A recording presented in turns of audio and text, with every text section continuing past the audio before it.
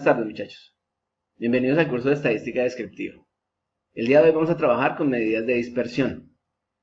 En las sesiones anteriores hemos trabajado con las medidas de tendencia central. En las medidas de tendencia central sintetizábamos la información. Llevábamos de cientos de datos, de varios datos, la información a recogerla en una única medida que podía ser la media, la mediana o la moda. Pero esa medida de tendencia central no nos sintetiza lo suficiente la información, es decir, no podemos analizar lo suficiente la información con tan solo alguna de esas medidas de tendencia central. Se necesita entonces revisar otro tipo de medidas como las medidas de dispersión que nos ayudan a dar más información acerca de lo que estamos buscando con nuestro objetivo de investigación en la estadística descriptiva.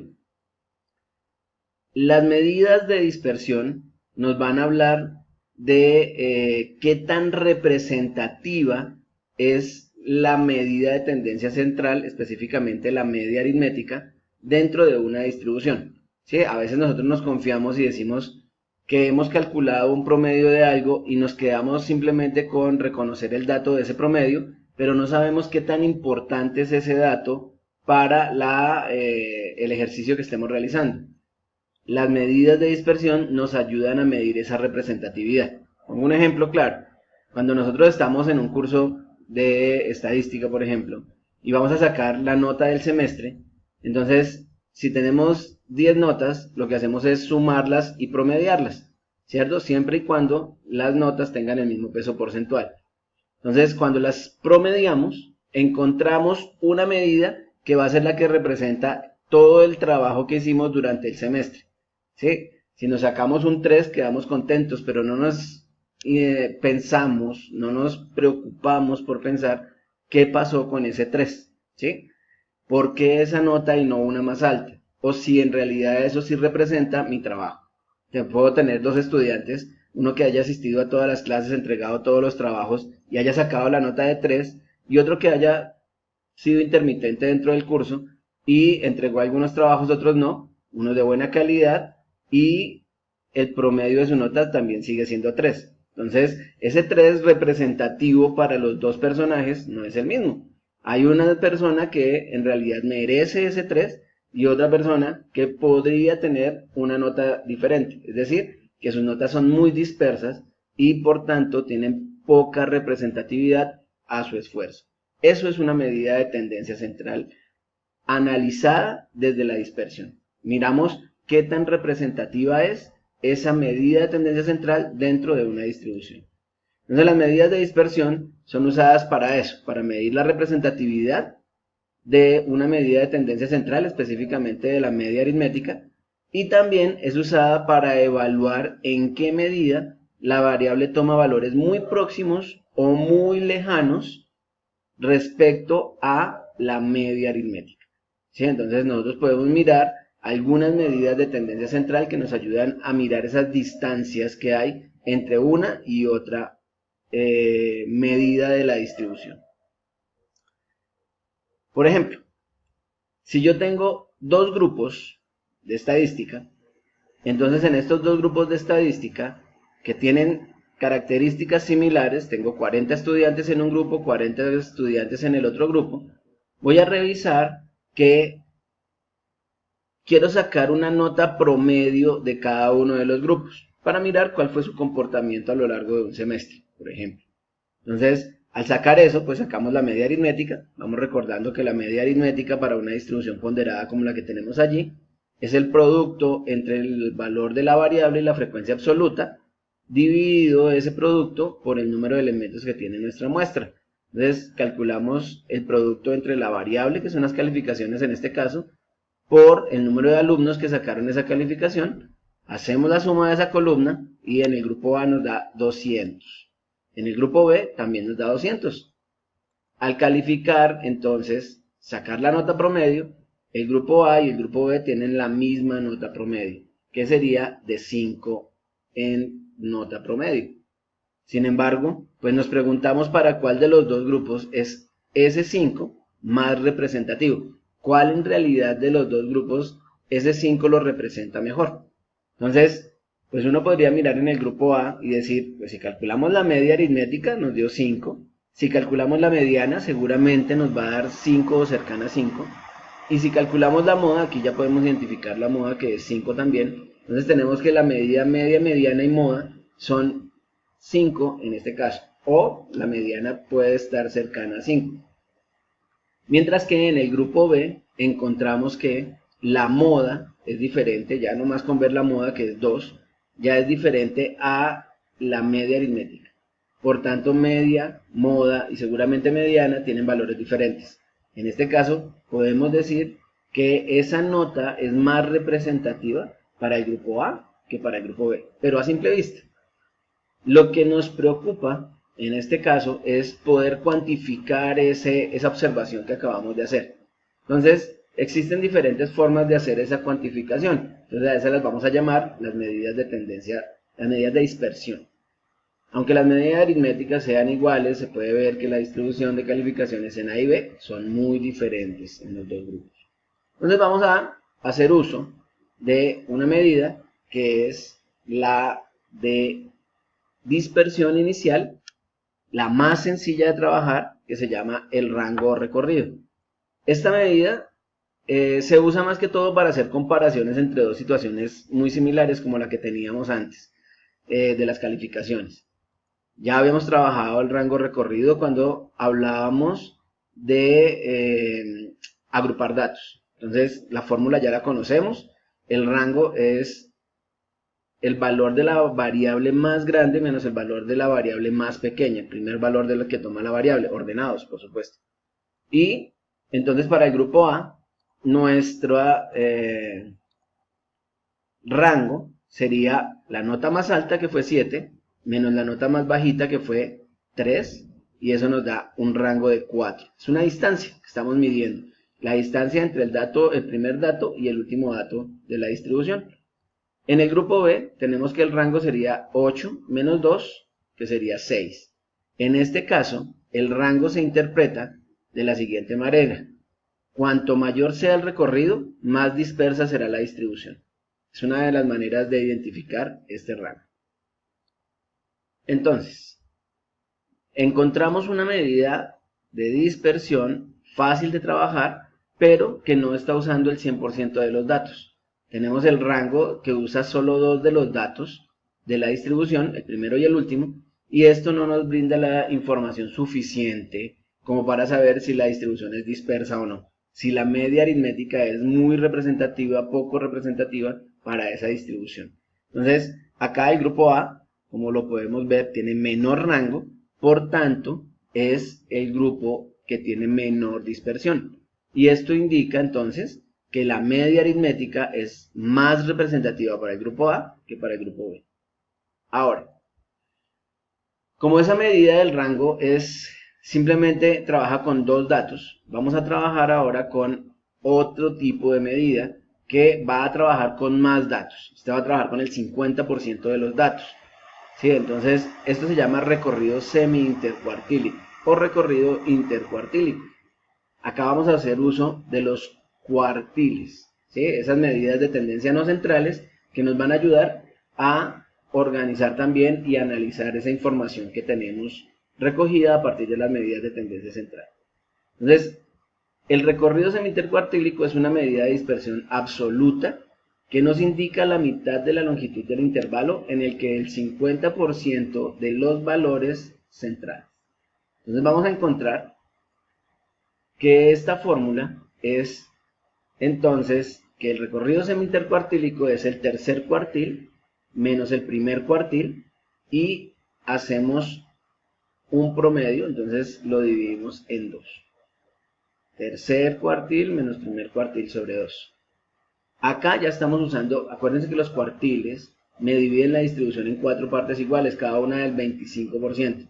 Entonces, si estamos trabajando con el tercer cuartil, ya estamos trabajando con el 75% de los datos. No trabajamos aún con el 100% de los datos, pero nos va a dar una información mucho más acertada. Entonces, acá, si el recorrido semi-intercuartílico es pequeño, siempre teniendo en cuenta la medida en que viene dada la variable, indicará poca dispersión. y si el recorrido semintercuartílico es grande, expresará una dispersión más alta. Con el ejemplo de los grupos que teníamos, entonces vamos a encontrar lo siguiente. Entonces tenemos para el grupo A nuestra distribución de datos y el grupo B nuestra distribución de datos, calificaciones y número de alumnos.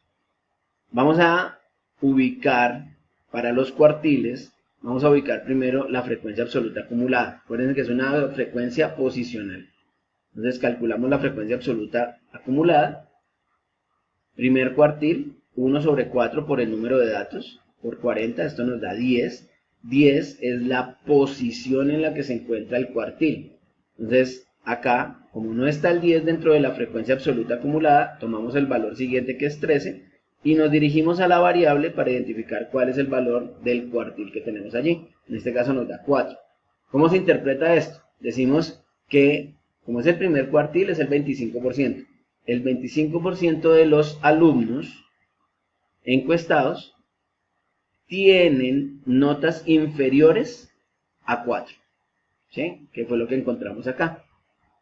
El tercer cuartil, 3 sobre 4 por el número de datos, que son 40, eso nos da 30. 30 lo buscamos en la columna de la frecuencia absoluta acumulada. Como no está, tomo el siguiente, que es 34. Voy al valor de la variable, identifico el valor de la variable que representa ese cuartil, en este caso es 6. Se interpreta, el 75% de los estudiantes tienen notas inferiores a 6. Eso es lo que me representa ese tercer cuartil. Entonces ahí tenemos el tercer cuartil y el primer cuartil para la distribución.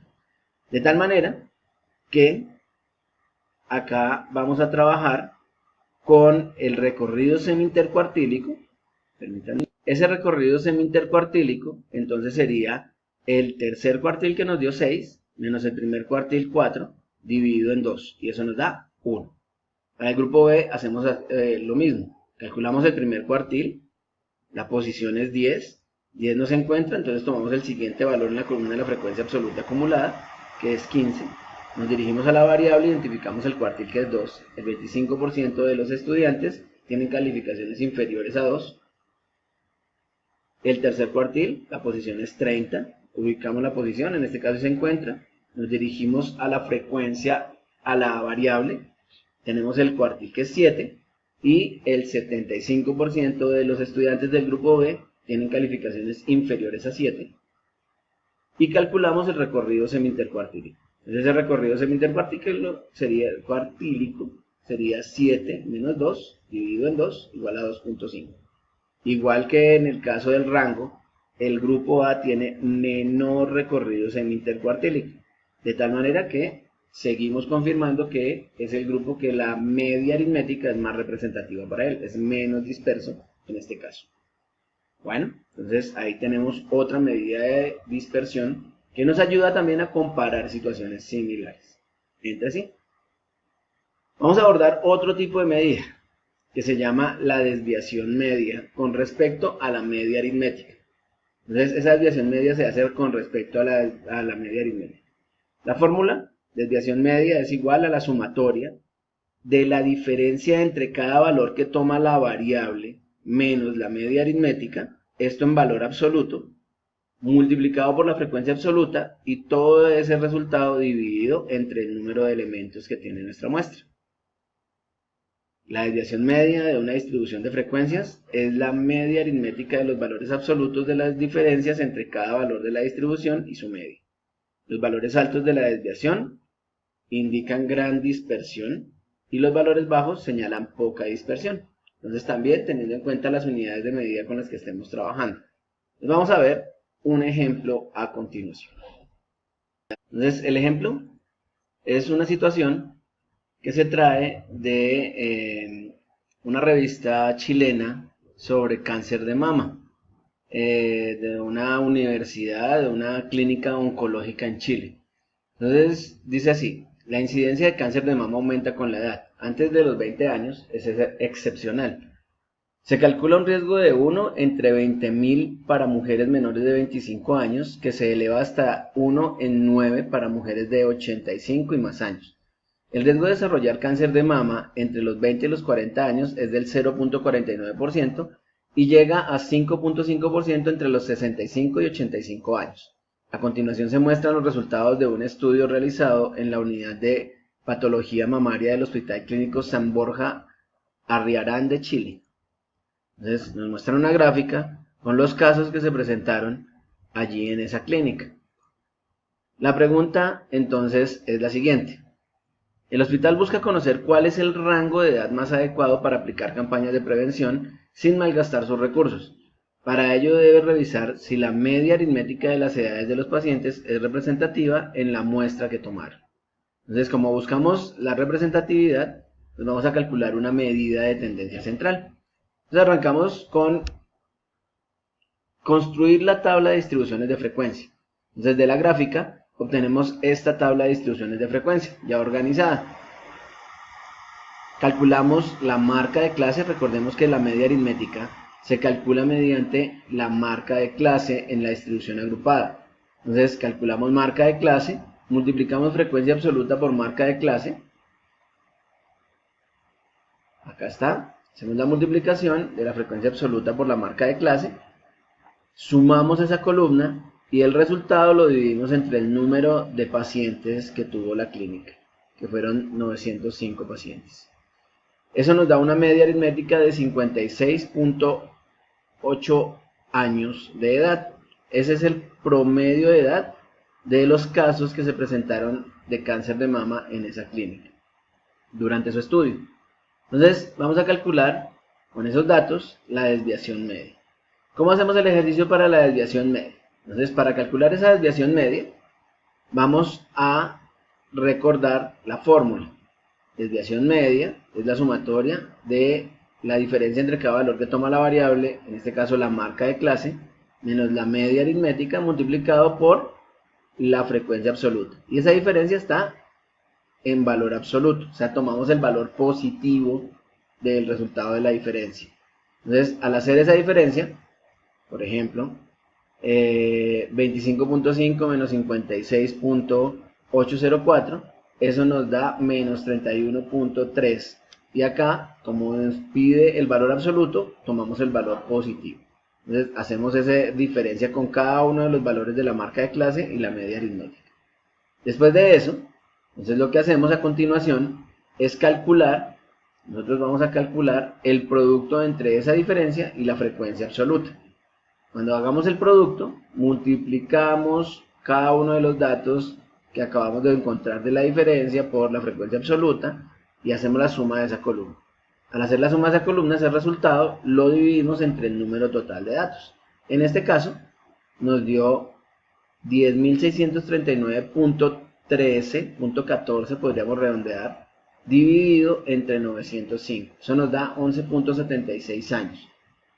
Como nos piden un rango de edad respecto a la media, habíamos hablado de una distancia entre la media y esos datos. Entonces lo que vamos a hacer es una diferencia inicial entre 56.8 años menos 11.76 y eso nos da 45 años.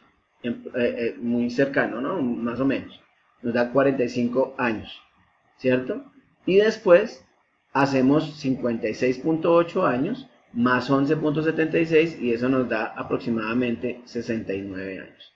Entonces el rango de edad para aplicar la campaña debe ir desde los 45 hasta los 69 años para esta población que tenemos, ¿sí?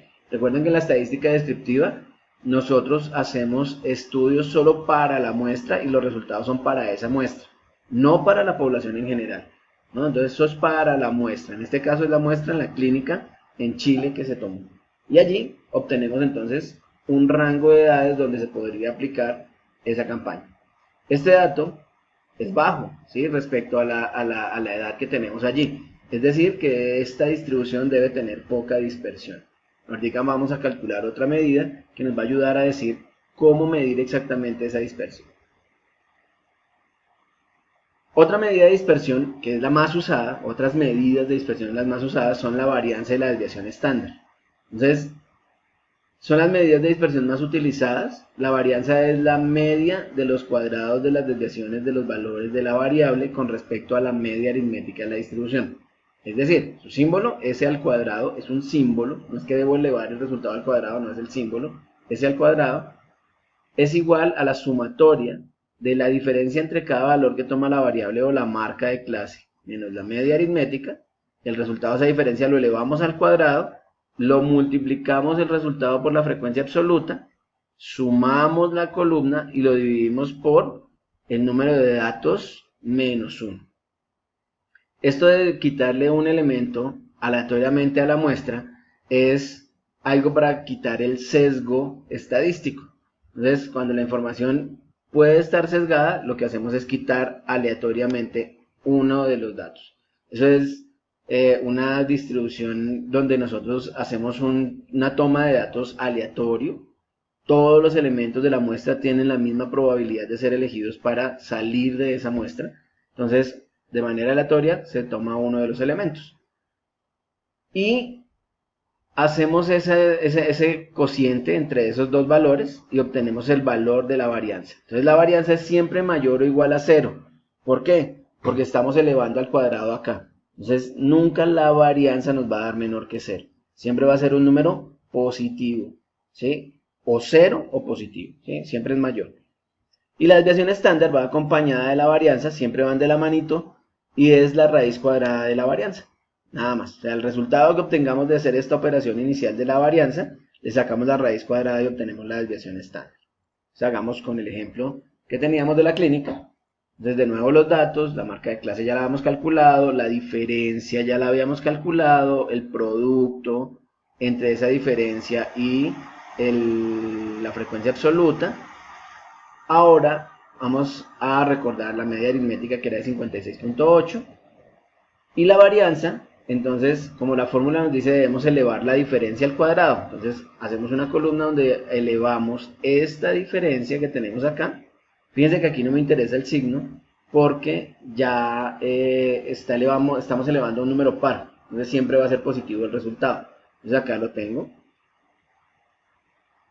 Multiplicamos ese resultado por la frecuencia absoluta. Acá, cada valor de acá lo multiplicamos por su correspondiente frecuencia absoluta. Y sumamos la columna. El resultado de esa suma, entonces, será el valor de la varianza dividido entre n-1. 905 menos 1, 904. Y eso nos da 195.08 años al cuadrado. Miren que la unidad de medida acá está elevada al cuadrado. O sea, esto no nos va a decir si es disperso o no. Por eso debe ir acompañado de la desviación estándar. Entonces, esa desviación estándar es la raíz cuadrada de ese valor que obtuvimos anteriormente. Y esa nos da un valor de 13.97 años. Esto es mucho más preciso que la desviación media. Entonces, es más confiable, está más validada la desviación estándar que la desviación media. Entonces, tenemos un rango de edades, que ahora vamos a hacerlo con 13.97 años, que es entre 56.8 menos 13.97, y eso nos da un valor de 43 años en promedio, aproximadamente, y 56.8 más 13.97 nos da 71 años aproximados. Entonces, el rango donde se debería aplicar esa campaña sería entre 43 años a los 71 años, que sería como la población más vulnerable para esta muestra que tenemos, ¿cierto? Es lo más representativo donde se podría aplicar. Ahora, para medir esa dispersión necesitamos una medida que se llama coeficiente de variación. Esta es una medida de dispersión relativa, ¿sí? Las otras eran absolutas. Esta medida de dispersión relativa, entonces, la vamos a calcular de la siguiente manera. Es el cociente entre la desviación estándar y la media aritmética de la distribución. Entonces, el valor de la desviación estándar lo dividimos entre la media aritmética. La interpretación del coeficiente de variación es muy simple. Si la desviación estándar toma valores próximos a 0, el coeficiente de variación también tomará valores cercanos a 0. Y por ello indica poca dispersión, es decir, la media aritmética es muy representativa. Si la desviación estándar es grande, el coeficiente también será o tomará valores grandes. Y por lo tanto, hablaremos de una gran variabilidad. Es una distribución dispersa, muy dispersa. Podemos hacer una escala, siempre estos valores nos van a dar entre 0 y 1. Y entonces nosotros vamos a mirar, según este resultado, el resultado de esta operación, si se acerca a 0 o si se acerca a 1. Si el resultado se acerca a 0, vamos a decir que la distribución es poco dispersa y la media aritmética es muy representativa. Y si los resultados se acercan a 1, vamos a decir que la distribución es muy dispersa, es decir, que la media aritmética es poco representativa. Entonces ahí vamos a trabajar siempre entre estos datos. Para el ejercicio que estábamos realizando, el coeficiente de variación, recordémoslo acá, entonces es el cociente entre la desviación estándar y la media aritmética. Entonces, al hacer el ejercicio, con lo de la clínica, tenemos que ese coeficiente de variación sería la desviación estándar, que nos dio 13.97 años, sobre la media aritmética 56.804 años, y esto nos da entonces 0.245, o sea, más o menos 0.25, que está muy cercano a 0. Es decir, que nuestra distribución de esa media aritmética para esa población que teníamos es muy representativa, ¿cierto? Esa media aritmética, y la distribución es poco dispersa. Bueno, entonces con estas medidas dejamos hasta acá las medidas de dispersión y nos vemos en una próxima oportunidad.